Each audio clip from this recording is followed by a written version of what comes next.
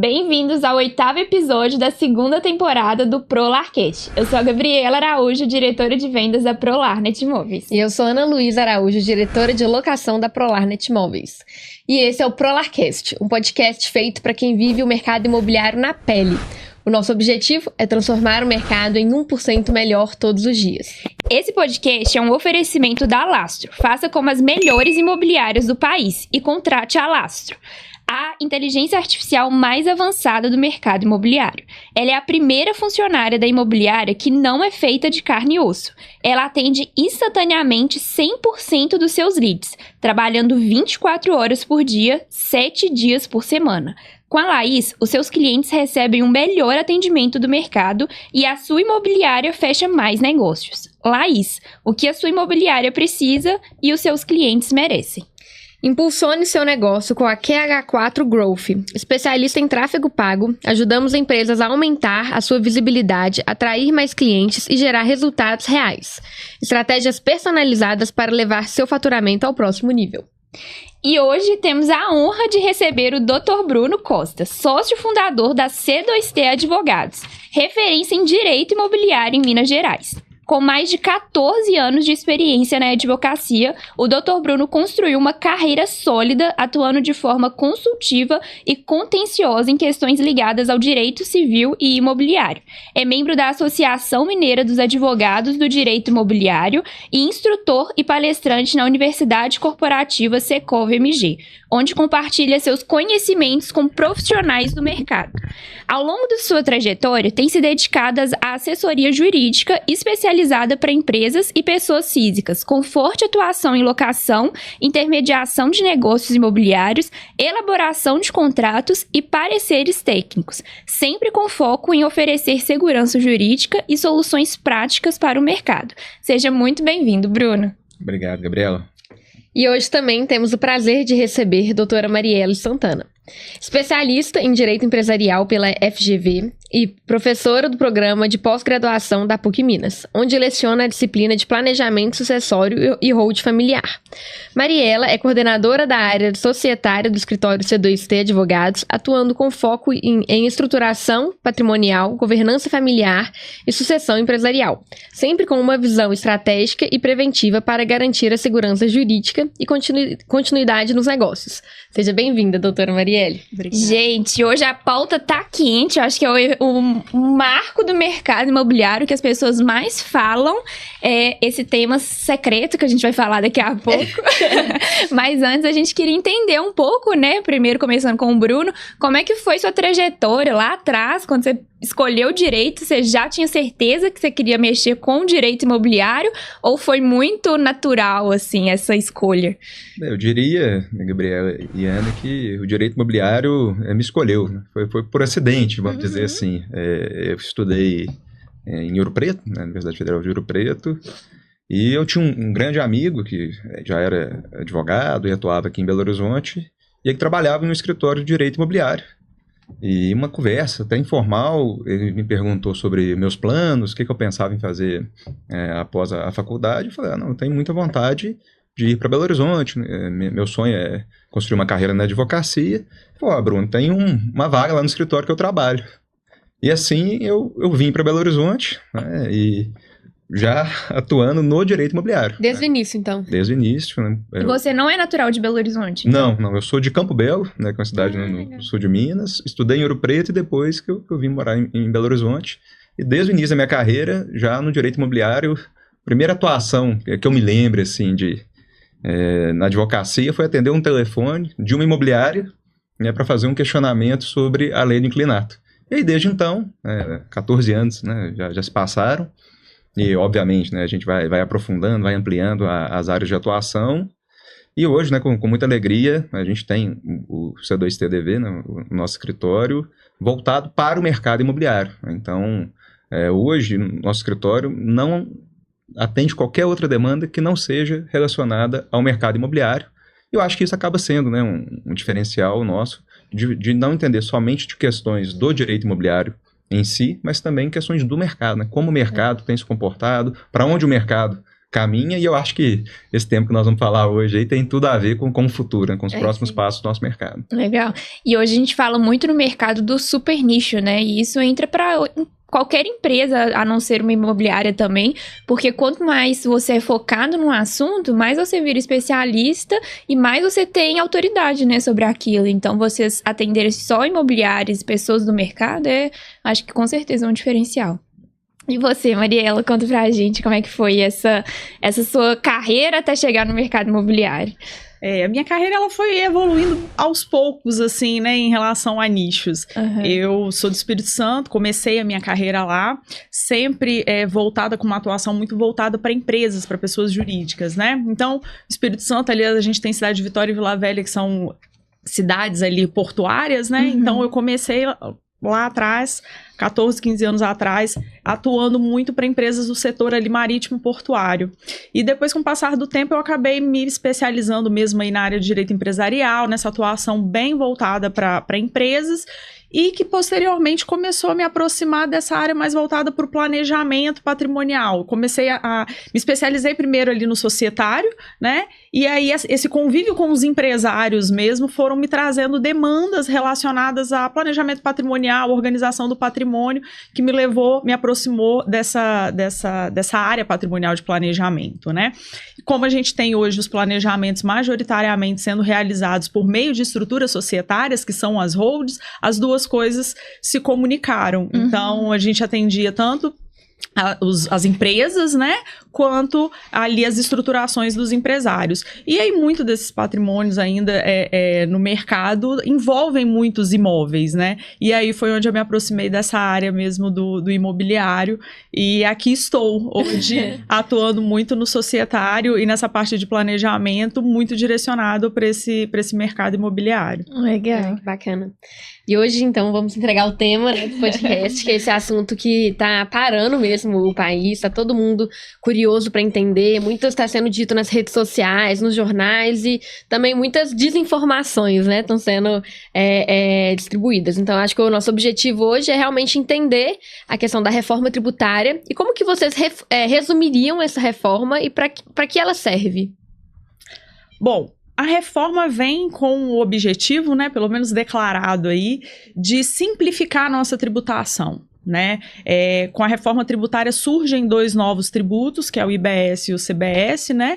Que vem substituir alguns tributos já existentes, como PIS, COFINS, ISS, ICMS, né? Então, nós temos 2 tributos, um de competência federal, outro de competência estadual e municipal, que também está sendo chamada aí do IVA dual, fazendo uma semelhança e um paralelo com os impostos que nós temos em outros países, mas ele está sendo chamado de IVA dual porque ele se divide nesses 2 tributos. Então, a proposta da reforma é simplificar a nossa tributação, né? É reduzir o que eu brinco, eu chamo que é uma sopa de letrinhas a nossa tributação hoje, esse monte de siglas, é simplificar isso em apenas 2 tributos. E é uma reforma que tem por objetivo tratar aí das operações de comercialização e de transferência de bens e serviços. Então, muita gente já deve ter ouvido falar no apelido da reforma do consumo, porque ela visa justamente essas relações a princípio. Mas a gente começa a estudar e a gente observa, a gente vai falar aqui um pouquinho hoje também, de que não só essas pessoas que estão propriamente envolvidas nessas relações comerciais, digamos assim, sendo mais objetiva, vão ser impactadas por essa reforma. Fato é que é novo para todo mundo, né? Até para vocês que são da área, ainda é uma novidade, e a gente vai aprendendo juntos também com o passar do tempo. Mas, Bruno, as pessoas, elas estão muito receosas. A gente tem clientes que estão... Que queriam, né, para comprar seu primeiro imóvel, às vezes para investimento, e que estão deixando de fazer essa transação com medo de uma tributação futura. O que muda para essa pessoa que não é um investidor grande, que está ali começando sua carteira? É impactadora essa mudança a ponto dele desistir da compra? Não, eu acho que existe aí um certo pânico, e é normal, né, diante de uma novidade, de uma mudança tão profunda, né, porque de fato, né, como a Mariela colocou muito bem, a gente vai ter uma mudança de forma, né, de negociar, Então, é natural que a pessoa fique receosa de seguir com um investimento talvez mais vultuoso. Mas isso não tem impacto nos investimentos inicialmente. É importante, né, a gente entender que em 2026, que vai ser a entrada em vigor da reforma tributária, a gente vai ter o IBS e o CBS em alíquotas mínimas, alíquotas testes, né, que é o que a lei determina, para que a gente possa entender exatamente como o sistema vai se comportar. Então, nesse momento inicial, não acho que tenha qualquer motivo para a pessoa deixar de fazer um negócio. A gente vai ter uma segunda etapa, né, da reforma tributária, que ainda está em tramitação nas casas legislativas, que vai tratar da reforma da renda. Hoje a gente já tem aprovada a reforma do chamado consumo, que são a criação do IBS e do CBS. A reforma da renda, ela tem um grande desafio que vai ser discutido, a gente ainda não sabe como isso vai, né, se comportar, que é relacionado à tributação ou não da distribuição de lucros de empresários. E isso talvez mude um pouco o contexto em termos de investimento, porque hoje uma das grandes vantagens, né, do sistema de holdings, né, de constituição de empresas patrimoniais, é exatamente você ter uma redução de carga tributária em dois viés, né? Tanto no viés ali do imposto de renda, mas também na distribuição de lucro, né? A empresa que distribui lucro hoje, ela não é tributada sobre a distribuição de lucro. A gente ainda não sabe como isso vai se comportar, mas a gente entende que, como a reforma tributária ela vai entrar em vigor de forma gradual, ela vai, na verdade, estar plenamente em vigor somente em 2033, a gente vai ter um tempo de entender e, inclusive, de adequar, né, eventuais disposições que tragam algum desequilíbrio para o mercado. Então, para o investidor, né, respondendo a sua pergunta, não vejo nenhum motivo para que ele deixe de comprar, de investir no seu negócio. Pelo contrário, né, tudo segue, né, inicialmente como está, e a gente vai ter, repito, né, um tempo aí de 7, 8 anos, né, para a gente poder adaptar o sistema à realidade financeira do país. Então, sem pânico, vamos em frente, que a gente vai ter o tempo de fazer esses ajustes. Pelo menos a gente acredita que isso vai se desenrolar de uma forma não tão traumática quanto as notícias parecem fazer crer. Exatamente. Aí tem uma coisa que o Vinícius fala muito também, é que o brasileiro ele tem uma grande característica que é a capacidade de se adaptar, né? Então, assim, às vezes a gente vê a taxa aumentando, a taxa do investimento, do financiamento, e vira um problema, mas depois vira um novo normal. Então, acho que isso é um caminho natural também, né? Mas falando sobre esse novo cenário, existe diferença entre imóveis comerciais e residenciais nessa tributação? Então, no geral não, mas existem alguns redutores, por exemplo, existe um redutor social para imóveis residenciais. Então, imóveis de locação de menor valor, eles podem ter aí um redutor na sua base de cálculo de até R$600, que é um estímulo, na verdade, né? Ele tem na verdade, eu acho que um fator até social mesmo, né? Protecionista ali em relação à questão da residência mesmo, né? Então, a locação residencial de baixo valor, ela vai ter um benefício de um redutor social, mas no geral, as condições de locação, as mudanças se aplicam tanto para residenciais quanto para comerciais. Legal. E hoje pensando assim, na nossa carteira de clientes, né, hoje a Prolar ela administra cerca de 1.500 imóveis de locação. A gente pensou em fazer até uma sugestão que vocês deram naquele treinamento que vocês deram, você e o Arthur lá atrás, sobre a gente chamar os nossos proprietários até para informar do assunto, e a gente está pensando em fazer isso lá na Prolar. E uma pauta que entra muito em vigor agora eu mantenho os meus imóveis no meu CPF ou transfiro para um CNPJ, e aí começa a falar da holding, né? E aí eu queria aprofundar um pouco nesse tema, indo para esse cenário que a gente vai viver a partir de 2026, o que vocês consideram mais saudável para aquele proprietário que é investidor, tem mais de um imóvel no nome dele? Assim, acho que a primeira coisa que a gente tem que deixar muito claro para os clientes e para quem opera no mercado é que não existe uma receita de bolo, não existe uma receita pronta, tá?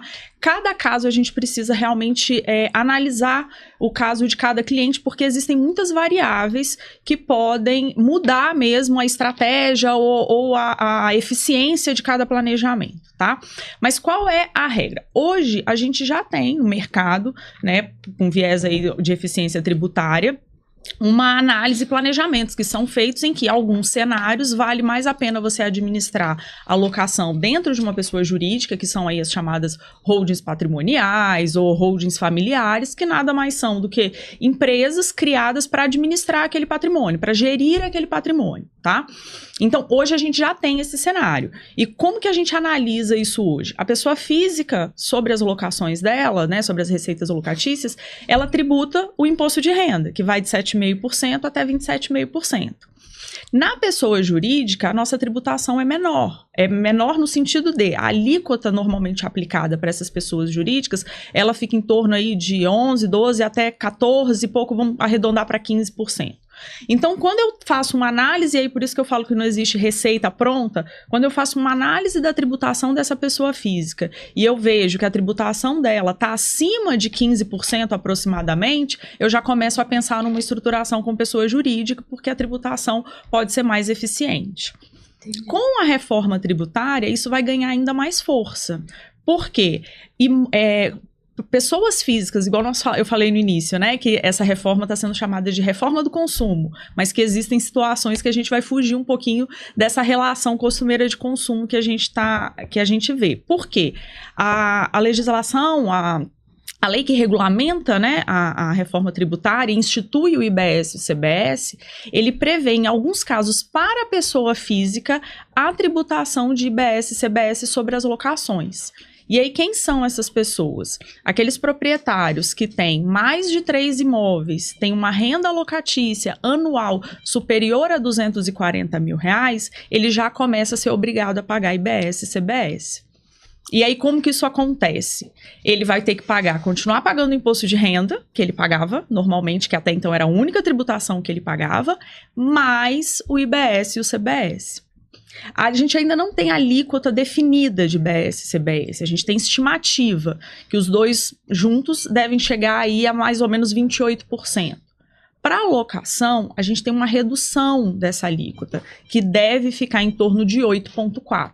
Então, se a gente soma, por exemplo, a tributação do imposto de renda a 27,5%, mais 8,4% de IBS e CBS, a gente ultrapassa 35%, que é a tributação que a gente pode chegar na pessoa física para essas pessoas que estão nesse critério, né? De mais de 3 imóveis e uma renda superior a 240 mil ano. Uhum. Além dessas pessoas físicas, aquelas que tiverem uma renda locatícia superior a 288 mil reais por ano, independente do número de imóveis, ela pode ter um imóvel só alocado. Se no ano aquele imóvel render para ela mais de 288 mil reais, ela também vai ser contribuinte de IBS e CBS. Então, sobe muito essa tributação na pessoa física. Quando a gente vai fazer esse comparativo com a pessoa jurídica, mesmo com o IBS e o CBS, a gente chega com uma alíquota máxima de até 19 alguma coisa, vamos arredondar para 20% de tributação. Então, eu tenho na pessoa física casos onde eu posso chegar a mais de 35% de tributação, enquanto na pessoa jurídica eu fico limitada a 20%. Então, eu tenho aí pelo menos 15% de otimização tributária. Então, nesses cenários, a gente vê planejamentos como bem atrativos para otimização tributária. Mas é o que eu falei, é caso a caso. Isso não é uma regra que a gente pode aplicar para todo mundo. A gente tem sempre que realmente analisar o caso de cada cliente. Isso, e nesse aspecto, né, é importante a gente entender que ainda que essas alíquotas, né, cheguem nesses percentuais, né, que a Mariela apontou, que são muito altos, né? A gente obviamente assusta, né, falar um percentual desse de imposto.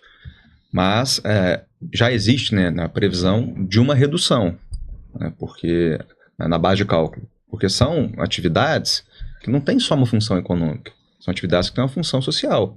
Né? Se eu onero, né, uma locação, eu vou tirar, entre aspas, do mercado uma série de pessoas que poderiam locar imóveis. Imagina um aluguel de 2.000. Eu coloco 35% de imposto sobre 2.000, olha o valor, nós somos aproximadamente 3.000.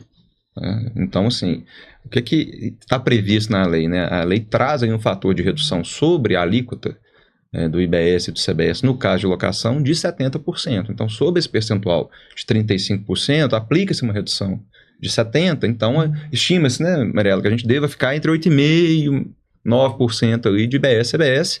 Lembrando que para esses contribuintes que a Mariela disse, né, que tem 3 ou mais imóveis, ou a renda anual de 280 mil de aluguel, eles são obrigados a recolher. São contribuintes obrigatórios. Os outros não. Os outros, a princípio, não tem assim, esse impacto e tão acho direto. Que é aí né? que está gerando o maior burburinho, né? Nas redes sociais e por parte da população mesmo. Porque as pessoas estão achando que todo mundo vai ser atingido. Essa semana mesmo eu conversei, na verdade, na semana passada, eu conversei com um proprietário, que a gente estava com um cliente para alugar o imóvel dele, e ele já estava, acho que eu não quero alugar mais não, acho que eu vou só vender, porque eu estou muito inseguro quanto à questão da tributação.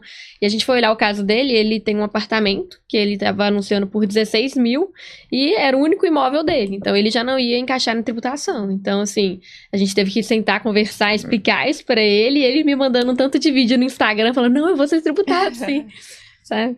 Tem sido, assim, algumas pessoas têm gerado muito pânico na internet, né? E aí a gente também tem que entender movimento de mercado. Por exemplo, pessoas que trabalham com o mercado financeiro aproveitam o momento para desestimular investimento em imóveis para poder vender o próprio produto. Exatamente. Então, a gente tem movimento de mercado, isso é normal. O que a gente tem que fazer é gerar, de fato, informação, né? Para essas pessoas, mas aquelas que têm poucos imóveis, né, até 3 imóveis alugados e que não tem uma renda locatícia muito alta, você vai ter aí um benefício, porque na verdade essas pessoas vão estar isentas dessa tributação, continuam com a tributação normal do imposto de renda. Entrando um pouco nessa questão, o que muda, assim, para quem tem uma renda mista? Além do salário, tem também a questão da locação. Acho legal a gente entrar um pouco nisso, porque a pessoa seria tributada sobre o somatório deles, ou nesse novo imposto só sobre a locação. Como é que funciona? Então, a tributação do imposto de renda, ela continua normal. Isso é até interessante de falar, porque muitas vezes as pessoas meio que confundem, meio que calculam o IBS, CBS, meio que com base no que é tributado no imposto de renda, né? Sim. São bases de cálculo ali diferentes.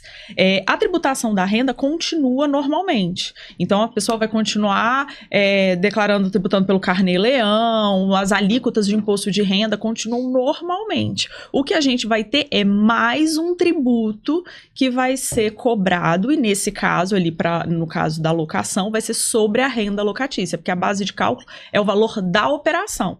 Então, a renda, né, o salário, outras rendas não entram nesse cálculo, a princípio, né, do IBS, CBS, exceto se for, enfim, oriunda de alguma outra operação, mas aí a tributação é sobre a operação, não é sobre a renda, vamos dizer assim, o lucro propriamente que aquela pessoa recebe como um salário, por exemplo.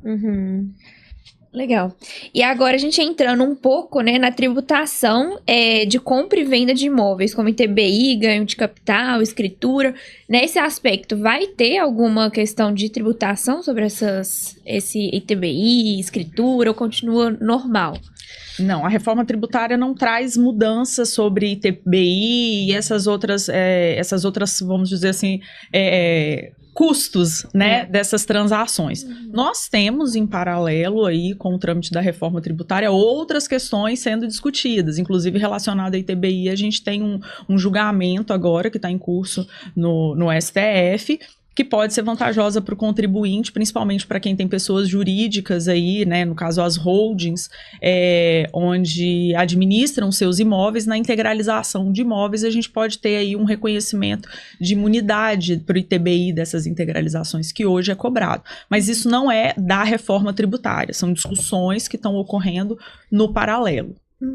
E na compra e venda, né, quem vai ser contribuinte, vamos dizer, obrigatório, vai ser aquela pessoa que fizer a venda, né, de mais de 3 imóveis ao ano, né, ou se fizer a venda de mais de um imóvel que tenha sido alienado há menos de 5 anos. Então, da mesma forma que você tem os contribuintes obrigatórios da alocação do CBS e CBS, essas pessoas também vão ter esse custo extra. Então, os vendedores de imóveis, vamos dizer assim, né, os investidores que têm muitos imóveis em seu nome, fizerem mais de 3 negócios no ano, eles vão obrigatoriamente terem que contribuir também com o IBS-CBS, algo que hoje não existe. Então, para essas pessoas, existe um acréscimo, né, do imposto, da mesma forma que acontece com aqueles locadores que também têm um fluxo maior. Então, vamos dizer assim, a lógica, né, da lei é que pessoas que atuam pontualmente, né, no mercado, né, que tem ali um imóvel, outro, que faz uma venda, outro, não tem contribuição de IBS-CBS. O que a lei está tentando, vamos dizer, tributar são realmente agentes do mercado. Então, pessoas que vendem muitos imóveis ou pessoas que têm muitos imóveis locados, esses sim estão sendo tributados com o IBS e com o CBS, algo que não acontecia antes. Então, existe sim, né, um acréscimo de imposto, mas da mesma forma, a gente não tem a alíquota e sobre a compra e venda também já se tem um percentual de redução de 50% da alíquota. Então, estima-se, né, que essa alíquota deva ficar aí por volta de 13%, 14%, que é parecida com a alíquota hoje, né, de uma PJ para fins de imposto de renda. Né?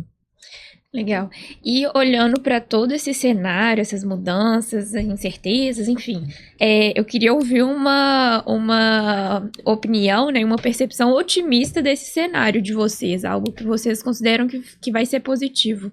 Eu acho, né, que a reforma tributária, se de fato ela funcionar como se espera, ela vai trazer, né, para a gente uma clareza que a gente não tem hoje na nossa economia, que seria saber o custo de cada coisa. Hoje a gente não sabe o custo. Né? Se te perguntar lá na Ambev quanto custa uma garrafa de cerveja, a Ambev não sabe. Por quê? Porque a cadeia hoje, né, de consumo, de produtos, ela é toda com imposto embutido. Então, como você não isola o imposto, você não sabe o custo do que você está comprando.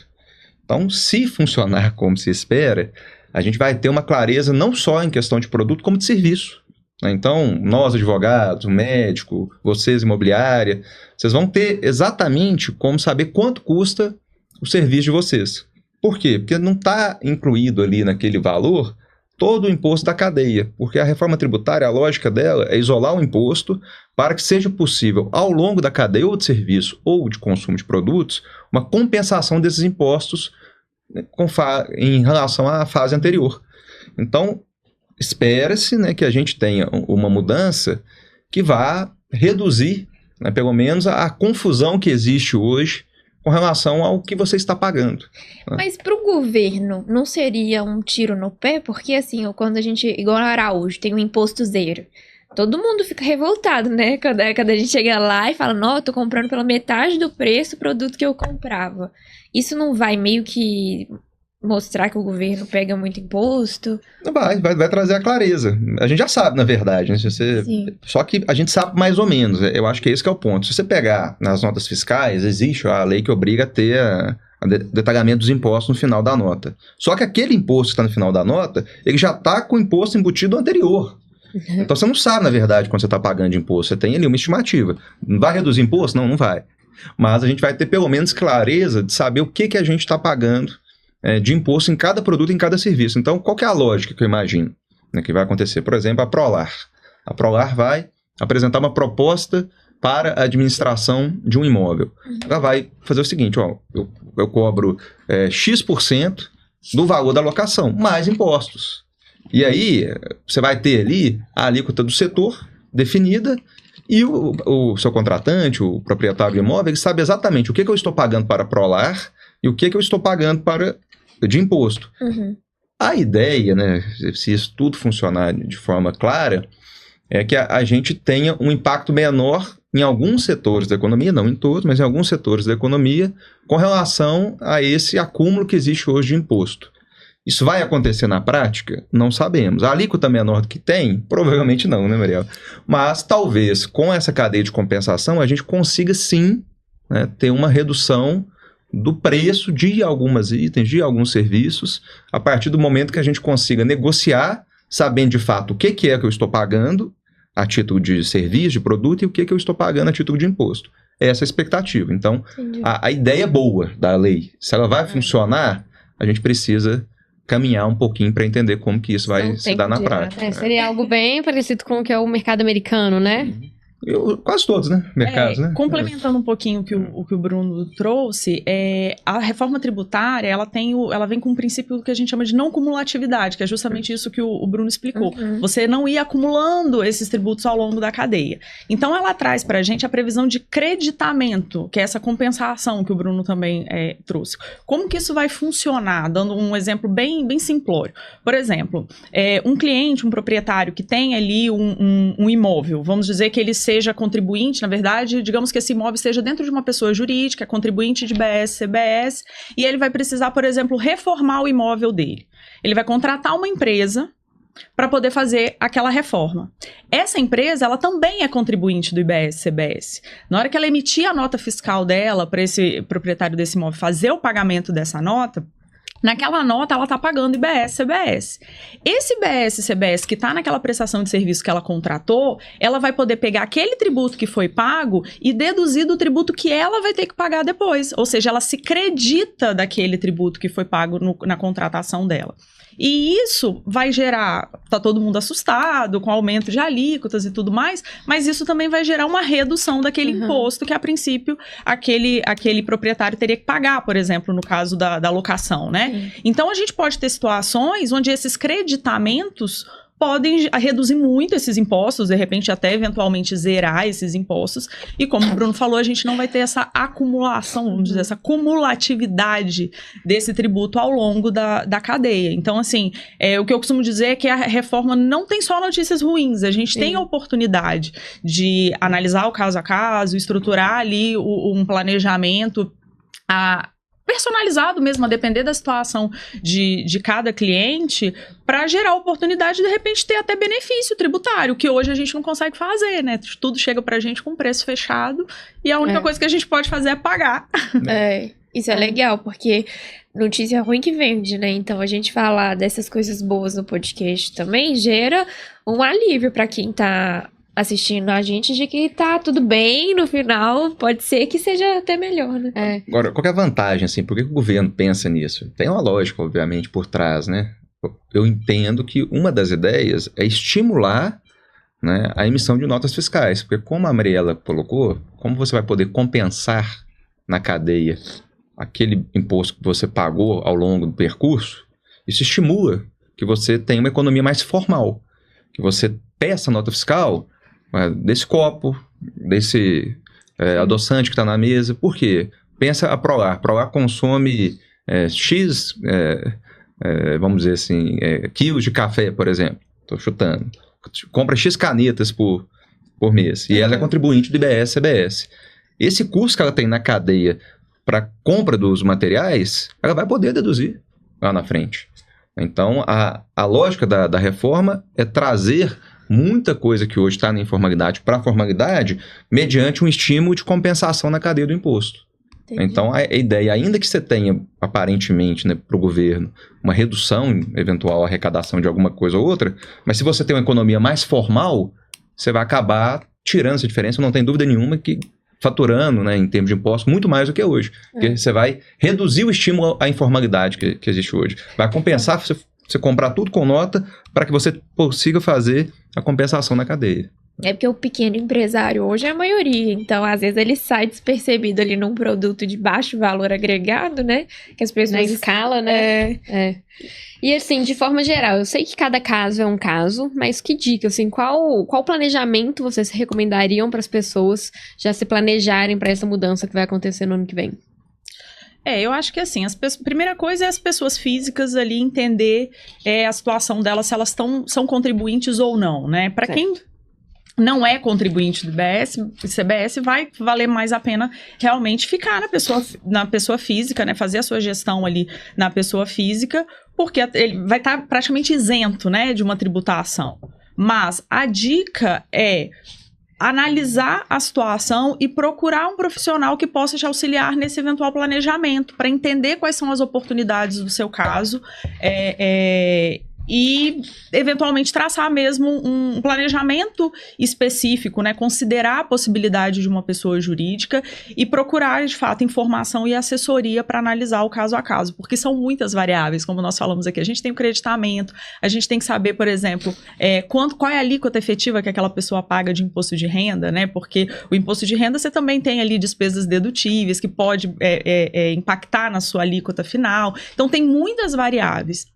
Nesse momento, eu acho que ficar tranquilo, não apavorar, não cair aí nas notícias alarmistas e procurar informação, procurar assessoria para analisar o seu caso especificamente, tá? E pensar num planejamento aí tributário, patrimonial, para gerir esse patrimônio da forma mais eficiente, sem dúvida. Legal. E falando das empresas agora, porque o nosso podcast tem muito corretor e empresário de dono de imobiliário assistindo. O que vocês sugerem para esse novo momento que a gente está fazendo? Ligar para cada proprietário da carteira, reunir todo mundo? Qual que é a melhor forma de conscientizar e acalmar? Pois é uma pergunta muito importante, Gabriela, porque esse é o desafio, eu acho, das imobiliárias, né? E o que a gente vem trazendo assim, atitude de sugestão, né? Obviamente cada imobiliária tem, né, o seu contexto, tem ali até perfil de imóvel impacta muito, né? Como a gente colocou, dependendo aí do ticket médio, né, da imobiliária, não tem tanto impacto, né? Talvez a maioria dos locadores nem vão ser impactados pelo CBS e pelo IBS, né? Agora, o que é o trabalho mais complicado? É você fazer um saneamento da carteira para entender dentro dos seus clientes quais aqueles que, a princípio, vão ser atingidos pela contribuição obrigatória do IBS-CBS, que são, né, exatamente aqueles locadores que faturam mais de 280 mil por ano a título de aluguel, e trazê-los para um aconselhamento. Eu acho que também tem que ter muito cuidado, porque a imobiliária, ela também não pode levar para ela a obrigação de ser, né, a guia desse processo todo. Ela tem ali uma contratação específica de administração, em regra da alocação ou de intermediação de compra e venda. Mas o que ela pode dar de melhor, eu acho que é orientação para essas pessoas que se enquadrem nas contribuições obrigatórias de IBS-CBS. É um trabalho difícil, né? Vocês, por exemplo, têm muitos imóveis, mas o ideal seria tentar, né, pelo sistema, né, ou até mesmo, se for o caso, de uma forma mais manual, mas extrair quais pessoas estão enquadradas na contribuição obrigatória do CBS-IBS e, através, né, de um material, ou se for o caso, uma palestra, enfim, explicar um pouco das repercussões. É um pouco do que a gente está fazendo aqui hoje, né, mas destinado para eles. Eu não acho que seja chamar todo mundo, porque, igual a Mariela falou, eu tenho que sim, não tenho certeza, mas eu tenho sim, quase certeza que muito mais do que a maioria dos proprietários de imóveis não vão ser impactados. Então, filtrar a pessoa e orientar aquela pessoa a buscar profissionais que possam assessorá-los, porque a imobiliária ela vai ser o quê? É um canal de informação. Mas não vejo que a imobiliária tenha que assumir esse planejamento em nome do proprietário. Né? Porque é algo muito particular. A gente tem que entender não só a questão dos imóveis, a gente tem que entender a rotina financeira daquela pessoa, para aí sim a gente ter condições de indicar um caminho para ele, se é melhor ficar na física, se é melhor fazer uma PJ, ou se mantém parte de imóveis na física e parte dos imóveis na PJ, que eu acho que vai ser uma solução que vai ser muito usada. Eu acho que, a depender da alocação, mantém na física, eu estou isento do ICBS e do IBS, vou manter na minha pessoa física. E as locações mais caras eu levo para a empresa, porque se eu levar tudo para a empresa, eu tributo tudo. Se eu posso manter alguns imóveis na física e não ser tributado, vou manter alguns na física. Então, esse detalhamento que a gente tem que porque até que fazer mesmo fazer essa troca, né? Você transferir o imóvel para a pessoa jurídica tem um custo alto. Aí vai dentro desse julgamento que a Mariela mencionou agora há pouco. Se, de fato, o STF mudar o entendimento e entender que a imunidade tributária, né, na integralização de imóveis no capital, mesmo para empresas cuja atividade é preponderantemente imobiliária, ela se aplica, a gente já vai ter uma redução grande, né, na transferência do imóvel da pessoa física para o jurídico, e não haverá o ITBI, né, que hoje é o maior imposto que se paga. Né? É claro que você paga outras taxas, você tem que manter a empresa ativa, tem custo com contabilidade, enfim. Mas o ITBI é hoje, né, o grande imposto que é pago, né, quando, repito, a PJ ela tem atividade preponderantemente imobiliária e é fiscalizado, sobretudo Belo Horizonte, né, cidades que têm aí uma organização melhor, elas fiscalizam. Fiscalizam, inclusive, de trás para frente, né?